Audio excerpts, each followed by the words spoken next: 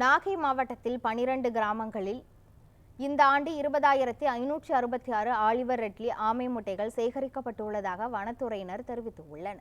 வேதாரண்யம் அருகே கோடியக்கரை, ஆறுகாட்டுத்துறை, காமேஸ்வரம், விழுந்தமாவடி, கோவில்பத்து, பறவை, வானகிரி உள்ளிட்ட 12 கிராமங்களில் ஆண்டுதோறும் ஜனவரி முதல் மார்ச் மாதம் வரை ஆலிவர் ரெட்லி இன ஆமைகள் கடற்கரையில் முட்டையிட்டு செல்வது வழக்கம்.